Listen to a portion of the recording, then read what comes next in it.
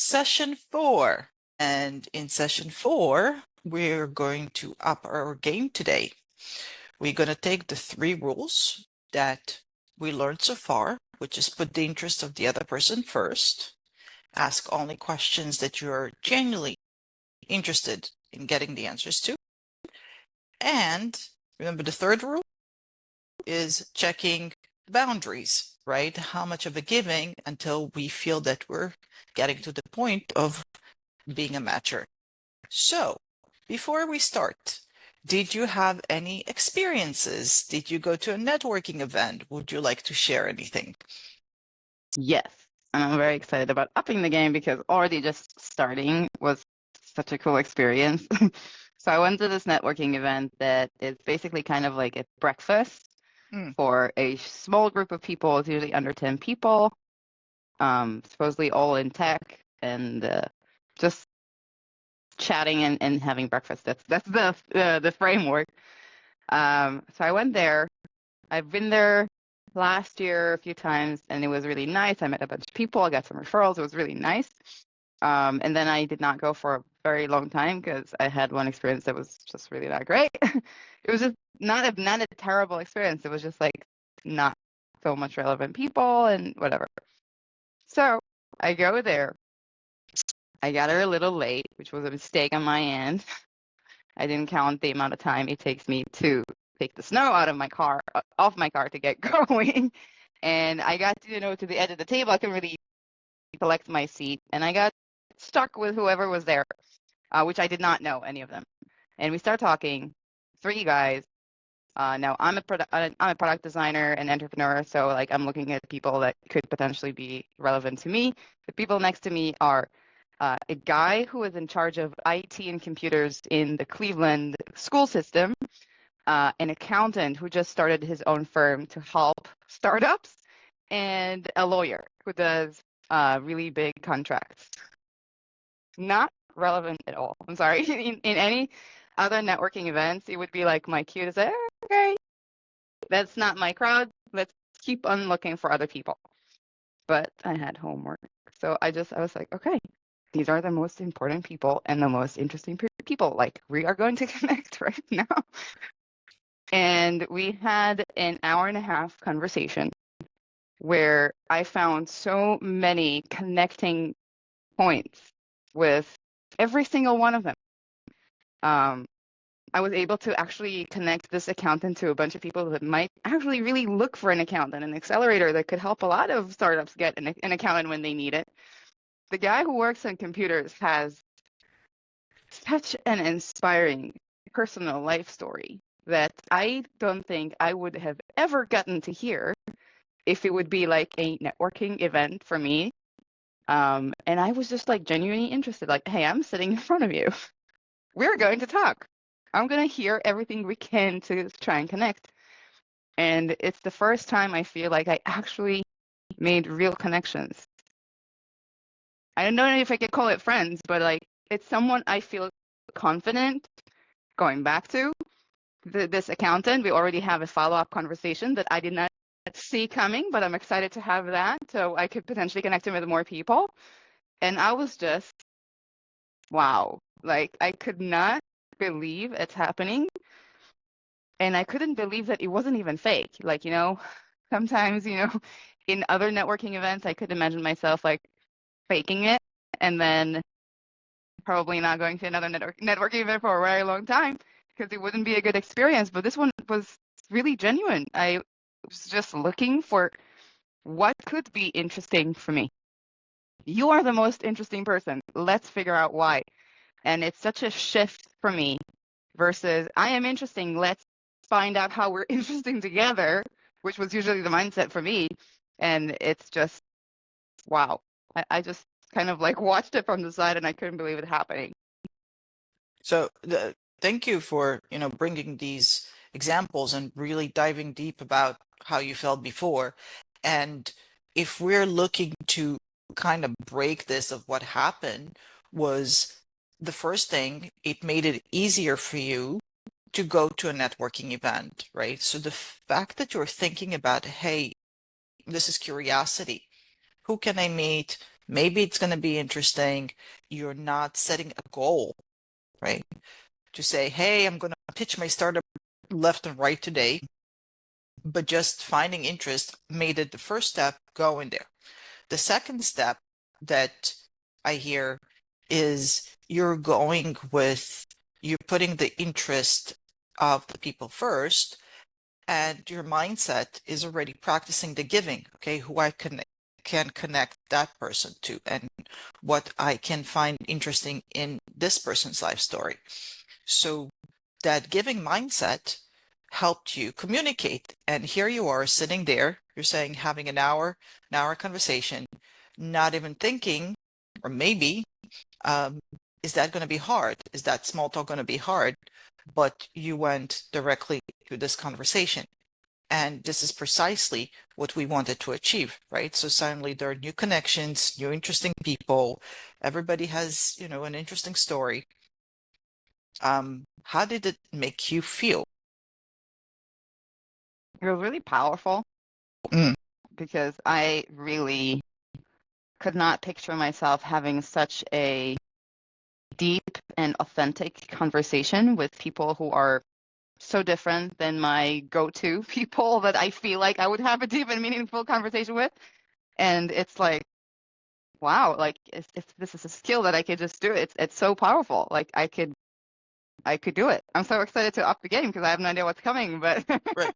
So, I'm of really course, excited.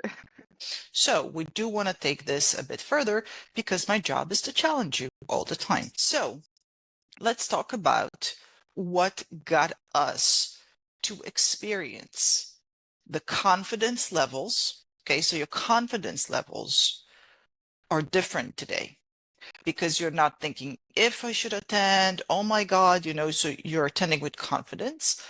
You are communicating with confidence because you're listening, right? You're finding interest. And all of this is a result of little gestures that we set in the second session, right? We want to practice that giving and that inconvenience a little bit more because it has a direct result on our communication and we can see it. So we can see today that I'm not teaching or I'm not here to talk about what to say because saying often follows naturally from how we're acting. So we can see your confidence level rising as a result of being a giver. We see your communication levels different because you're not thinking about what to say as a result of practicing giving. We see all these changes occur very, very quickly and naturally. So let's talk about why is it important to continue this and up this game. So being a giver and flexing that muscle of inconvenience, well, we saw that it's the formula for success, right? It has data. Professor Adam Grant laid it out. So, yeah, a giver, it's going to take time. You're going to be successful. The second thing, with everything that is going on in the world, with the AI replacing talents, not replacing talents, when you're a giver in an organization, the organization needs you. You always have these people that no matter what would walk down the hall and would help the other person. There would be the people that would make the energy in the room different because they would smile. There would be those people that would help others no matter what, right? They're responsible for the well-being of the entire organization. So this is why we want to continue flexing that muscle. Another reason is because we see a direct relationship between how we act to our communication skills, right? What we do in little steps every day, we don't see the direct result, but just listening to you and listening to the transformation that you had in very short time just tells us, hey, I'm acting naturally. I don't have the difficulty. My confidence level rose. I'm creating connections, right? So we want to continue doing what's helpful and what works. So how are we going to up this game? Here are three different scenarios, okay, that are different from what we had so far. And let's see how being a giver our rules apply, and how communication would change. So the first scenario is you have a work event and you see this guy or woman, the annoying person. They could be the person from IT that chases you down to do something on your, laptop at home and you don't get to it, or the guy that does the phishing tests, you always need to do something and submit something, and you're like, oh, it drives me nuts. But there's always this one person, right, in the organization that everybody's like, oh my God, I forgot to do this, and everybody avoids them, right? And you see them at the office or you see them at some networking event, right? And they're by themselves, they're not approaching you. What do you do, given that we have put the interest of the other person first, and you ask questions only if they're authentic? You want authenticity in the answers that you're getting also. And you are being a giver, right? So let's think together what could be, a new level of being inconvenient. I'm not sure. I don't know if I have any ideas. I usually avoid those people. Very good. This is exactly what I wanted to hear.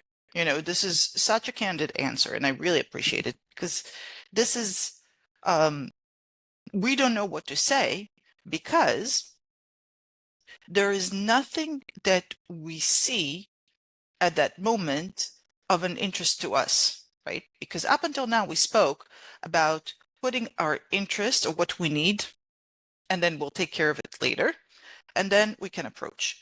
This is a different situation. This is like an annoying guy or girl. We never see an interaction with them. We don't need anything from them, right? It's the opposite. They need something from us. And we really don't want to have this conversation. They're annoying, right? But this is precisely where we want to up our game. We want to say in our heads, being a giver, this person is annoying. Why are they annoying? Because they're trying to do their job. And I am the annoying person because I don't let them do their job, whether it's submitting the reports, accounting, whatever it is that they need at the time. So what we want to do is kind of bite our lip at a second and say, okay, I'm going to approach that person and say to them, hi, name, Caroline, Joe, whoever it is. I know you have been chasing me and everybody down to do this. I know you're trying to do your job. And I admire you because it's difficult to chase so many people down. So I promise you, now that I see you now, by Tuesday, Wednesday, you can expect my email with everything that you need. And if you don't get it, please call me. Here is my direct extension. Here is my number. Now your turn, your answer. Yeah, I'm trying to think. They would probably be shocked. Like, oh wow, it's very nice of you. Thank you for. It is really hard to chase so many people. And Yes. I feel like everybody hates me usually, but this is my job. What can I do? Well, it comes across because we're all busy doing our job, and I'm in customer success or I'm in product design, and right now we're working on A, B, and C, and I'm sorry that we didn't get to it, because we're bombarded with stuff. So what else can I help you with to get done? Any specific people that you want me to help you annoy? Okay, so do you see how this conversation is going? So what happened is, and this is the first inconvenience that we want to learn, is when we look at something that is so annoying, we want to up our game and say, this is not annoying. We're actually going to face it and we're going to make lemonade out of this, right? And it doesn't only make the other side now wowed, shocked, feel good. There is a person that saw them, understood their job, you cause a transformation within that person, right? But what happened to our communication skills? Let's really, process this. We did not have to say it. It was easier to avoid it, but we're learning to tackle a situation that we don't want and communicate it and say it like it is. Okay, even if we don't need anything from that person, not now, maybe not in the future, it doesn't matter. There is another person. And that ups our game with communication because we're facing something that we really don't want to face. Yeah. And we're making it much better, right? So let's, your thoughts. I imagine it feels very mature to be the person who did that because it sounds like, the right thing to do, but the thing that I usually really never do because I also like when you said that, like, hey, I'm gonna help you nudge some people, my first thought was like jumping into like, oh, now I'm gonna have to be the person annoying everybody for I don't know how long. But that's not true. It's not necessarily true. Like it might be just me like slacking my team and saying, hey, I spoke to Amanda. She really is struggling with this. Let's try to get it for her until Wednesday.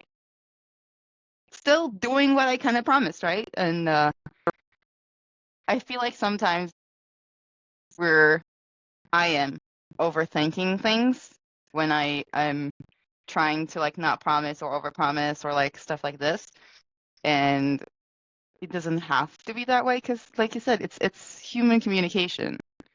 And even if I said I'm going to bother everybody and then I forgot, I could still do it next week when I remember again. It's, or she Oh, reminds me. and we're going to talk exactly about promises in our next example. But before we do that, what happens when you face a communication approach that you don't want to? What we're doing is we're not practicing avoidance. We're Right. practicing saying it like it is, and then we clear the air, and we clear the air in the best possible way, and then we're not afraid of anything, and it also boosts our communication, our confidence levels. It makes us feel better, right? Yeah. How great it is to just do this. So that's one. Promises, exactly what I wanted to talk about my next example. So here's the next example. Let's say that a colleague comes to you or that annoying Joe came to you and you promise them if it was a Tuesday that by Wednesday, by Thursday, you're going to get that report. Or let's take another example. A friend asked you or a colleague asked you for your help with their presentation. And you're bombarded with lists of to-dos and your boss is like on your neck and this colleague really needs your help. They say to you, look, I am screwed, right? Because I don't know how to do this part. You're the only one. You're a specialist. Really, really need your help. And you know that this is going to take at least 2 hours of your time. And you really want to help. So you ask your colleague, when do you need it by? It's like Tuesday, but it's okay. I'll push it to Thursday. All right. So you're saying to yourself, okay. And you set a time on Thursday morning to sit down with your colleague. You block it in your calendar, 10 to 12, so you can finish things, right? So here's the situation. What you don't know at this request, and anybody who's asking for help, that when somebody's asking for help, they probably asking for help because they really need it. They really need it. If somebody doesn't really need it, and we're talking not about people that constantly ask you for, we're talking about people that really need it, and it's often embarrassing to ask for help, right? So if that colleague came to you, or that friend, or that accountant, they really need it. And when you say, okay, in 2 days' time, I'm going to dedicate, what you probably don't know, that in their back of their mind, okay, she agreed, we blocked it in the calendar, and they go to their boss's boss, or they go to their whoever it is that they need to go to and say, hey, I know I had to give it to you by Tuesday. Please give me 2 more days or 3 more days, and I will hand it over. Okay. And they're waiting for these 2 days. They're doing whatever they can, but they're still waiting, and somebody else is waiting for them. Right. And as we know it, life is life. Thursday morning, in your mind, you blocked your calendar to help that person. But life is life, and most probably your boss will need something this Thursday morning. Maybe you're going to get the flu. Maybe you're going to get stuck at home. Something will happen. You don't know that that person rearranged all of his schedule so they can get your help on Thursday, right? Thursday morning comes, and then you say, Joe, I'm so sorry. I got the flu. I can't function. Or my boss just called me right now and I have to do this. Because in your mind, he needs help, but I have other priorities, or I have, fever, Right. or I have something else. So what happened in this situation, that instead of being a giver, you just became a person that he can't stand. Yes. Do we see how? Yeah. Right? And it's unfortunate because in so many occasions, there's like really nothing I can do. Exactly. So what do we do? Your turn. I would probably first try to understand how we can rearrange the timeline. Like, I understand this is a huge problem, and I'm so sorry this is last minute. XYZ just happened. Here's my availability for the rest of the day or tomorrow or whatever. Let me try to work it with you. What would be best for you? And sometimes, like, you can't even do that. Like, the kid is sick, you have to go to the ER or whatever. Like, you can't even do that. And in that case, I would just give the deepest apology, and usually I think I would follow it up with like, once I'm done with the emergency that I had to take care of, a few days passed, both of us a little bit calmed down, and I would try to have a conversation and explain again and apologize and make amends in a way. Because I Yep. feel like, like you said, we just let someone down in a terrible way. So we need to make amends. Okay. So this is the normal and human way to approach, but we want to up the game, because by saying we're sorry, which we are, we didn't intend on these things to happen. It's a little bit of an inconvenience. I'm sorry, but the kid is sick. I'm sick. We have to do this. The colleague, my boss just bombarded me with an assignment. I don't know what to do, but it's not an excuse. It's not, because we gave our word, and that person probably didn't tell you how much this is important for him or her. So what we want to do, and this is the inconvenience level, is that if we promised on day X to do something for a person, we want to do it before, no matter what. Okay? Because we always have to think and realize that when a person asks for help, they probably need it now. And it's probably very important. So whatever it is that we do, we don't want to get to the date that we promised to help. We have to put the interest of the other person first and do it before. Okay? So that's situation number 2. Situation number 3, inconvenience levels, right? That's what we're talking about. You have an employee, a new employee at work. They just started. You have no idea who they are. It's their first day. They look a bit lost. What do you do? Just say hi, who I am, and I'm here to help. How can I start by helping now? Good. Perfect. This is, again, a natural human thing to do, which is very nice of you. You're not like, hi, I'm Ruthie, I'm this department. I'm actually here for you. But here we're changing the game once again. So if there is a new employee, think of them as a new fish in this aquarium. They don't know who's what's going on.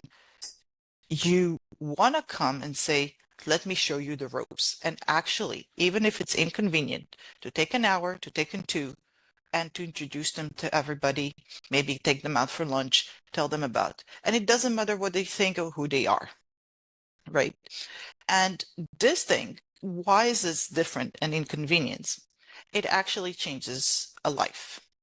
So, and particularly, I'm telling this story because when I was in high school, I was in 11th grade. I was attending a high school in New York in the suburbs, and this girl came in, and I saw her. She was so out of place. She wore the wrong clothes. She was, staring at the floor. She just didn't know. She was just out of place. And I came up to her and I said, "Hi, I'm Emma. What's your name?" And she told me, and I'm like, "Okay, okay, okay, let's go." I had an extra sweater in my locker. I gave her, I'm like, wear this, we wear this on Mondays, here's this friend, here's this friend. I don't know, I didn't know who she was. We ultimately turned out to be very, very good friends. And a few months later, she told me, you know, you changed my life. I'm like, why? And she said to me, we were supposed, she's a kid to diplomats, and they were supposed to go back to their country, but they stayed an extra year, and she didn't want to. So she signed up for this high school. She didn't understand anything about the culture, the people. She was very depressed. And she said, I saw you, and you were like a different spirit that came in, and my whole network of people it changed my life. Wow. And what happened was that we're still friends 30 years later. And every 10 years, she reminds me of this story. And I need not tell you how many times since then she changed my life. So That's there are amazing. little gestures that we do that we don't even know, but they have an amazing impact. Right? So processing all of this information and speaking about these behaviors, when you think about you promised a friend to do something on a Thursday, but you actually did it on a Wednesday. You came to an employee that knows nobody, and you just took 2 hours and you introduced them to everybody, you took them out for lunch. Process this information for a second. How does it make you feel? Really good. What else? As the person who is the giver, Yes, I don't know, more comfortable, more like closeness with that person, but I don't know if that's a goal. exactly. More comfortable it is. Right? And let's see how even without doing these things, just thinking about them, you're going to change the following conversation. Okay. So what is your venture? Oh, You're now the I entrepreneur. What is your venture? I have a digital solution for endometriosis patients. Endometriosis affects 1 in 10 women, at least 1 in 10, actually. There is probably more. It's very highly underdiagnosed. And it's very hard to diagnose, unfortunately, nowadays. So I have a toolkit of solutions to help people get diagnosed and adjust their lives however they need after the diagnosis. Okay. So having this in mind, you're going now to an event, to a networking event, and you see an investor. You do not know this investor personally, but you know that he is part of a venture capital, of a VC, that their main focus is to invest in female leading ventures. And let's say you want to approach this investor. having the three rules that we always practice, right? Their interest first, being a giver, ask questions that you want answers to. I'm now in the role of the investor. You see me standing for a minute by myself. What do you do? I'm going to try a bit of a crazy idea that just came to mind. Okay. Hi, I'm so excited to meet you. I know you just invested in that and that, and this made me so excited for the patients and whoever you're going to affect. Have you ever heard of Hadastisya from Endocure?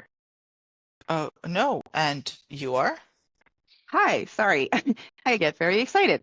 My name is Ruthie. I'm an entrepreneur, and I just met Hadas a few months ago after meeting her 2 years ago, and she took her then crazy idea that no one believed in to be a full prototype product that got international acknowledgments in many places to detect and map endometriosis to 0.5 millimeter accuracy in a way that never seen before. I really think you should talk to her. Oh, thank you so much. I would love to read more and see what this is all about. Okay. So what you did was very good because you just initiated a conversation. You directed their attention to somebody else. You actually introduced the topic of endometriosis. I hope I say it correctly. And there is a whole conversation going. And I would like to challenge you to up the game again, where now actually the focus is on helping women, right? So you're an entrepreneur and your agenda is not to be an entrepreneur. Your agenda is to help women, right? And you want to do anything and everything that is possible to help this segment of patients, right? So you see me and you know that I'm part of a group that invests in women roles and you want to say something. So let's try it again. Let's see if we can up our game in a way that is challenging for us. It makes us inconvenient and we can strike a conversation. Hi, it's so nice to meet you. I just heard about your investment in this and this, and it was so inspiring. I love how you affect women's life all over the world. What pushed you to get into this? Well, we think that, first of all, thank you. And who are you? Hi, sorry, I get very excited. I'm Ruthie, nice to meet you. I'm a designer and entrepreneur, and I'm just really at awe. Thank you, Ruthie. Yes, well, we want to see more women in leading roles in high tech. And we think that in leading roles, women do amazing things. And this is why we have this VC to support it. So what do you do? Yeah, thank you. I'll go and have a short pitch about my startup and hopefully start to have a conversation from then. Okay, very good. So this is a good approach.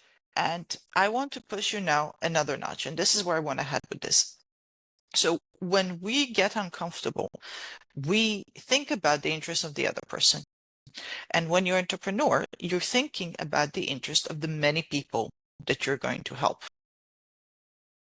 right? So there are many patients that you want to help. And if you see a person, you don't want to bombard them with a pitch, as we spoke. We don't want to do anything that is attacking them, but we want to challenge our communications like we did in the examples. So when we see an investor, we could do the following. Hello, Mr. Such and Such. I really admire what you're doing. Hi, I'm Ruthie. Hi, Ruthie, right? And we always check the body language to see that they're in the conversation. And you want to say, throughout your investments, I've seen that you helped so many women, so many people around the world. I actually dedicate a significant portion of my life to helping to helping patients with endometriosis, right? And if it's a door that can be open, maybe we can have a discussion at some point. Yeah, I like that. Okay. So we put something that is uncomfortable on the table, right? Because we say we dedicate it and we're looking for somebody else to help us do this. We didn't push our pitch. We didn't do anything that makes them uncomfortable. We gave them the space. How does that sound? Better than my option. I don't know. 100%. Yes, I agree. the the idea of us behaving as givers and flexing that muscle leads us directly to communicate differently without us needing to think what it is that we're going to say. And the more that we can confront, right, uneasy situations, the more we can confront some things that we avoid all the time, the more that we can confront people that we have no interest in, but really see the best in them, we see a direct line of communication to situations that we're there all the time. And this is the confidence level that will support us to be in every situation in life, because life will just keep on bringing us more situations, at different levels, and we want to know how to come across them all the time. So my question to you is, we talked about a lot of things today. What is the one main aspect that resonated with you the most today, I and think why? that I still see, like, I'm looking at my the last game we played here. As soon as it's like someone official that I know exactly what I need from is the person I'm talking to, I still take small talk as that's just a jumping step to get to what I need, and that is not Mm, it. So mm, for me, like, okay, cool, I got to the point that you're listening to me, bitch. And mm, I was like, no, let's kill it. That's a great way to kill it. And it's just gonna be the unlearning of like how to do the pitching and how to network with people who you really need stuff from is deeper than I expected. But it's exactly where I failed. So I feel like this is a great place for growth for me, and something I'm very excited to work on in my next networking event. Well, I'm very happy that you said, because I think we all fail at this, because this is the place where we're uncomfortable, and we're just surfacing this because everybody needs some things from other people all the time. We can't do things by ourselves. It doesn't happen. I, I mean, I tried. It doesn't work. You know, we we we all think that we're these superhuman people that I can do it myself. One big BS doesn't happen. We always need people. And the idea is not to mishmash our communications, right? So we want to be givers as first rule of success. They succeed, the organization succeeds. Obviously, we succeed, right? This behavior leads to better communication. What we need, we're going to have a whole different session dedicated to how we approach this. But what we are learning right now, and I think we are unlearning to do a few things, is to kind of put everything in one bowl and attack the other person with everything, or compliment just to get what we need. We don't want to do this, right? So the more uncomfortable we are, and this is why I want you to get into uncomfortable giving situations, because you would see your communication skills, you would see your confidence levels, as we see right now, change all the time. And I'm really thankful for you sharing this really open, discussion about how we think and how we need to unthink the situation. and maybe make some people happy in the process. So always helps. So my challenge to you, should you accept it, for this week is to really think about situations that make you avoid them with colleagues at work, in networking event, with the guy that is at the buffet that nobody wants to talk to, and just come there and say everything that we spoke about today. Face it, face on. We need to get ourselves to uncomfortable levels. And at the beginning, we want to avoid it. But then maybe we'll just get addicted to it, right? So I wish you a challenging week and bonding more. And we'll see each other in session 5.